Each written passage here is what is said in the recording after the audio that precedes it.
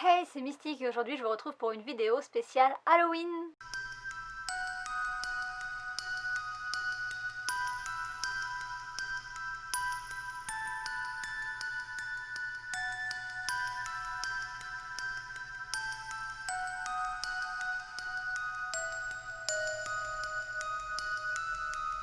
Aujourd'hui est un jour spécial dans l'année, on fête Halloween, c'est l'occasion parfaite pour se goinfrer de bonbons. Alors je sais pas si vous avez commencé, moi comme vous voyez il manque quelques paquets. J'en ai gardé assez au cas où des enfants passeraient dans mon immeuble pour avoir quelques bonbons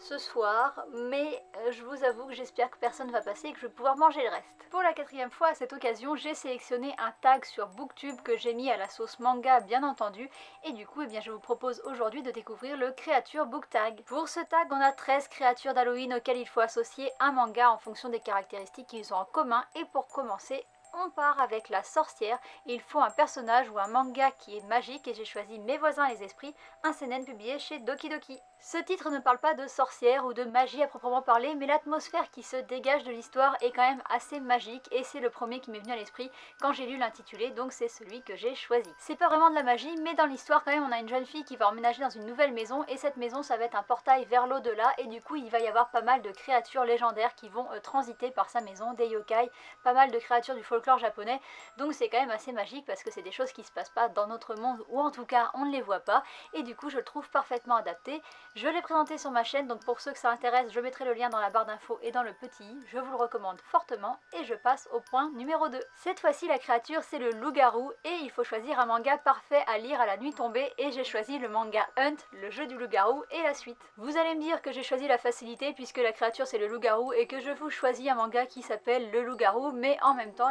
c'est aussi un manga parfait à lire à la nuit tombée comme le jeu auquel se réfère ce manga puisque ça nous parle du jeu du loup-garou qui est parfait à jouer entre amis le soir, et donc du coup c'est un titre que j'ai aussi présenté sur ma chaîne mais au tout début de ma chaîne, donc je vous déconseille fortement d'aller voir la vidéo même si elle sera en barre d'infos et dans le petit i, mais franchement mes vidéos du début piquent les yeux et font mal aux oreilles, donc je vous déconseille de le faire, mais si vous avez envie de le faire,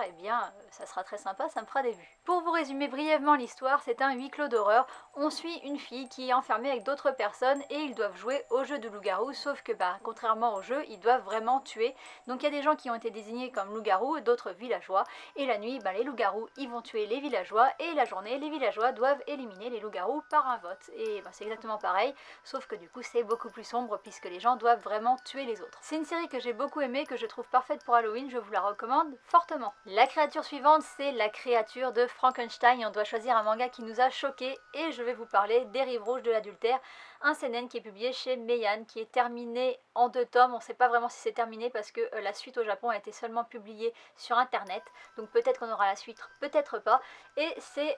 très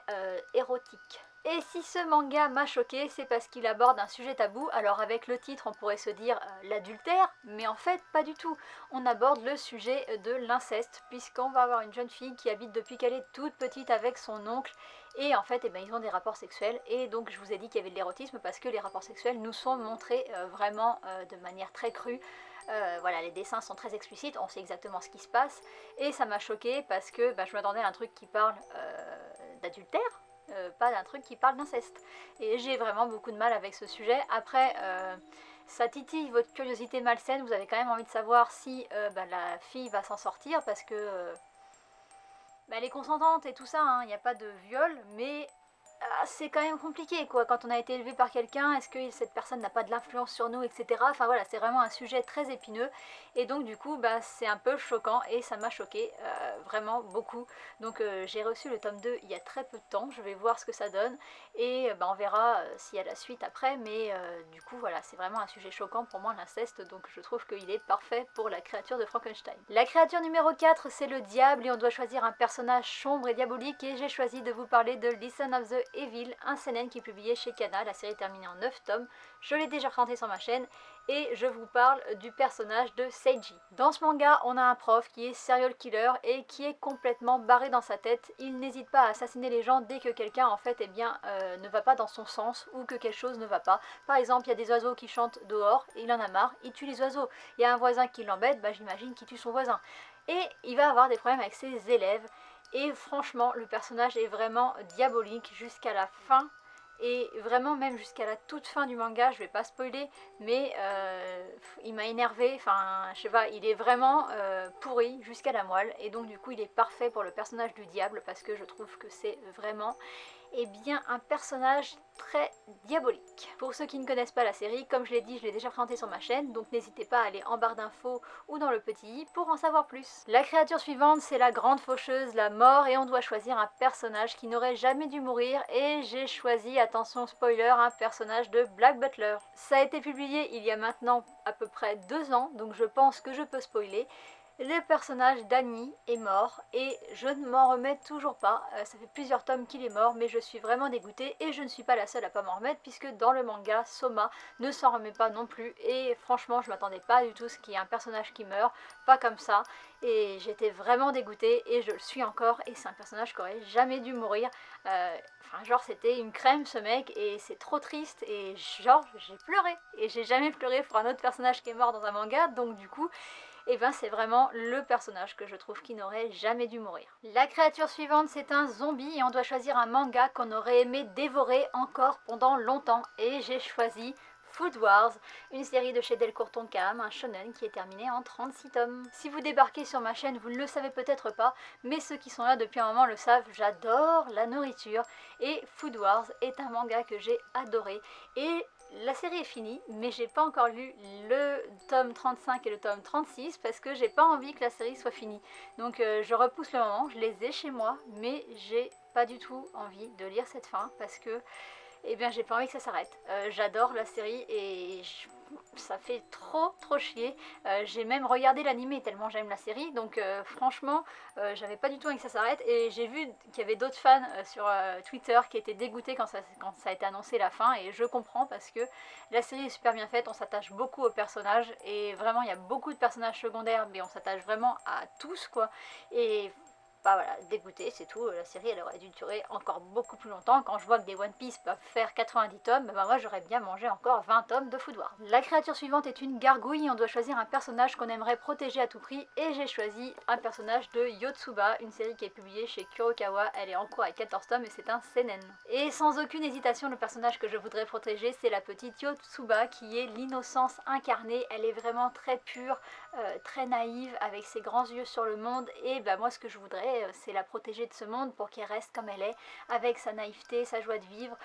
son grain de folie et ses yeux vraiment d'enfant qui découvre tout avec émerveillement. Et je trouve que le personnage dans le manga, je l'ai présenté en vidéo ce manga, donc si vous voulez en savoir plus, il faudra aller voir la vidéo aussi, mais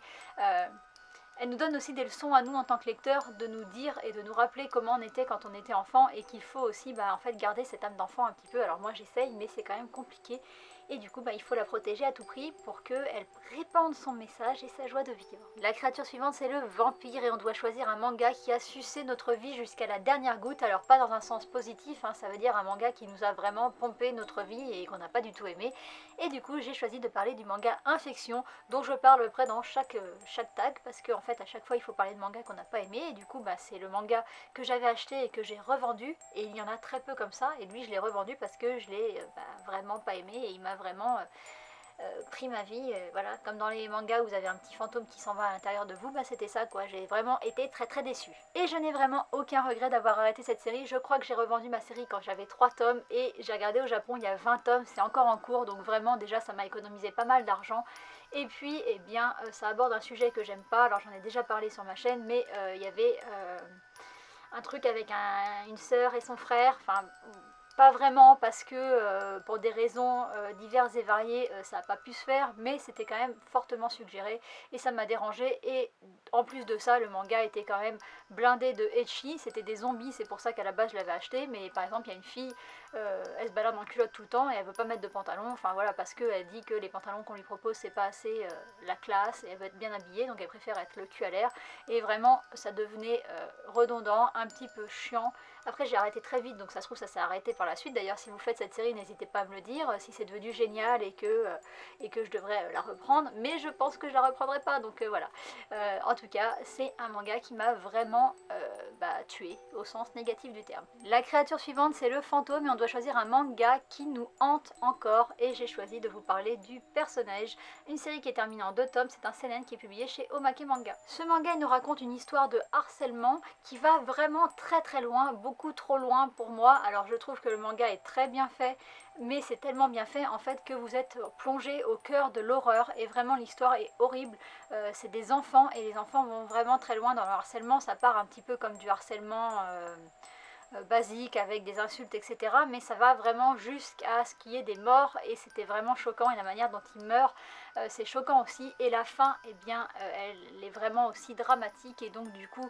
pour pas spoiler je veux pas en dire plus mais c'est un drame, c'est pas du tout un truc avec un ton léger, il n'y a aucun moment où ça vous fait rire et ça va vous plonger de plus en plus dans les abîmes du cœur humain et c'est vraiment très bien fait et du coup ça me hante encore parce que c'est tellement bien fait que ça vous retourne un petit peu comme une petite crêpe. La créature suivante c'est le démon et on doit choisir un manga qui nous a effrayés et j'ai choisi Damen Master qui est publié chez Komiku. La série est en cours avec 5 tomes, elle est terminée au Japon en 7 tomes mais je suis pas sûre qu'on aura la fin un jour et c'est un seinen. Le pitch de base n'est pas extrêmement effrayant, on a un personnage principal qui est capable de voir des choses qui sont inexplicables et il va rencontrer d'autres personnes qui font partie d'un club d'occultisme et ils vont se revoir plusieurs fois. Mais je sais pas pourquoi, je sais que c'est un manga qui a déçu beaucoup de personnes, mais moi, il y a des moments où je me suis carrément mis à la place du personnage principal et je me suis dit que ça devait vraiment foutre les boules en fait, de voir des choses que les gens ne voient pas et on doit se poser la question de savoir si on est fou ou si on voit vraiment des choses et que les fantômes existent ou les entités existent. Et je sais pas, il y a des moments, je me rappelle d'une scène sur une route où ça m'a foutu les boules quoi. Alors bon, je lisais le manga le soir, c'était peut-être pas la meilleure idée, mais voilà, malgré le fait qu'il ait déçu certaines personnes, moi, il m'a fait peur et j'aimerais bien que les 2 tomes sortent en France. Donc si Komiku passe par là, n'hésitez pas à les publier parce que j'aimerais bien avoir la fin. La créature suivante, c'est le squelette et on doit choisir un personnage avec qui on a des comptes à régler. Et franchement, j'ai pas vraiment beaucoup de comptes à régler avec des personnages, mais plus avec des auteurs qui ne finissent pas leur série. Tous ceux qui ne finissent pas leur série, alors je sais qu'il y en a plein, c'est pas de leur faute, c'est parce que le manga marche pas et donc du coup ils doivent vite clôturer le truc, mais généralement ils essayent quand même de nous donner un petit semblant de fin, alors qu'il y en a vraiment qui nous disent qu'il y aura la suite et puis il n'y aura pas la suite et ça c'est vraiment un truc qui me fout hors de moi. Donc j'ai plutôt des comptes à régler avec ces auteurs là, mais si je dois choisir un personnage, je choisirais un personnage de Drakengard, une série qui est terminée en 3 tomes de chez Kurokawa. J'avais présenté ce titre au début de ma chaîne YouTube, donc c'est pareil, tous les liens sont en barre d'infos, blablabla, et je l'avais dit dans ma vidéo, j'ai été choquée par ce titre, notamment par un personnage, Nero l'elfe noir, qui est un violeur notoire et c'est presque présenté de manière assez fun dans le manga, il n'y a aucun intérêt pour la construction de l'histoire, ça n'apporte vraiment rien et il excuse son comportement en disant même qu'il rend service aux filles et donc du coup moi c'était vraiment quelque chose qui m'avait choqué, qui m'avait déçu, mais bon j'ai pas revendu le manga puisque vous voyez je l'ai encore, mais j'ai trouvé que voilà c'était un personnage pourri et pourtant c'est pas un des méchants quoi, c'est un des 2 personnages principaux, donc c'était vraiment un petit peu dérangeant, vraiment bizarre et j'ai pas compris en fait ce que l'auteur a voulu faire et d'ailleurs l'auteur donne des pseudo-interviews dans son manga qui valident encore plus le fait que c'est excusable ce qu'il fait et donc du coup c'est vraiment très dérangeant. Et du coup je vous en dis pas plus, si vous voulez en savoir plus il faut aller voir la vidéo. La créature suivante c'est la momie et on doit choisir un manga qu'on aimerait conserver à travers le temps et j'ai pas vraiment envie de choisir parce que j'aimerais bien conserver tous mes mangas à travers le temps, même si j'ai un problème de place, j'aimerais bien que tout ça soit encore là dans 10-20 ans jusqu'à ce que je meure en fait. Et d'ailleurs ça m'inquiète un peu parce que j'ai vu des forums il n'y a pas longtemps qui expliquaient que en fait les mangas ça moisissait etc et je m'étais jamais vraiment beaucoup posé la question. Et j'ai pas envie que mes mangas en fait partent en javel alors que j'investis dedans, ça serait quand même vachement dommage. Donc voilà, c'est une question que je me pose et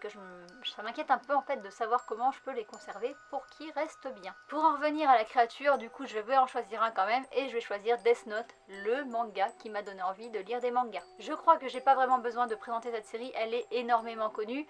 On y suit le jeune Kira qui va trouver un Death Note dans lequel en fait il peut écrire des noms, et quand on écrit le nom d'une personne dans ce livre, eh bien la personne meurt. Voilà, il y a toutes des histoires de manipulation, de psychologie, une enquête, bref, un condensé de tout ce que j'aime dans les mangas, et ça m'a fait vraiment adorer les mangas, même si j'avais déjà lu Dr. Slump avant, que j'avais beaucoup aimé. J'en avais pas lu pendant très longtemps, et bah, j'ai commencé à acheter des mangas après avoir lu Death Note, donc c'est vraiment mon coup de cœur, et si je devais en garder qu'un, et ben je choisirais celui-ci. La dernière créature, c'est la poupée maléfique, et on doit choisir un manga avec une couverture effrayante, et j'ai choisi un seinen qui est Abyss, qui est publié chez Soleil Manga. Il s'agit d'une histoire d'horreur. On va suivre un groupe de personnes qui va se réveiller dans un souterrain. Chaque personne va avoir un pouvoir qu'elle n'avait pas avant, et bah, tout le monde va devoir affronter des créatures. Alors le but, c'est bien sûr de sortir de ce souterrain parce qu'ils savent pas ce qu'ils font là.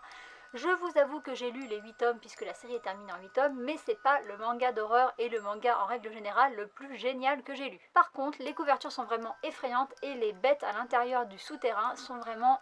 horribles. Enfin, vraiment, elles ont une psychologie et une allure vraiment horrible et dégueulasse, j'ai envie de dire. Et franchement, on n'a pas envie d'être dans le souterrain. C'était la dernière créature de ce tag. Alors, j'ai mélangé un petit peu des mangas dont j'ai beaucoup parlé sur ma chaîne et des mangas dont j'avais jamais parlé, donc j'espère que ça vous aura plu. N'hésitez pas à répondre aux questions en commentaire pour voir un petit peu quels sont les mangas que vous aimez bien, les personnages que vous aimez pas, etc. Ça me fera plaisir de lire vos réponses. Et puis je vous souhaite un joyeux Halloween, ne mangez pas trop de bonbons sinon vous allez avoir mal au ventre, et je vous dis à bientôt pour une prochaine vidéo. D'ailleurs elle arrive dès demain. Bye bye.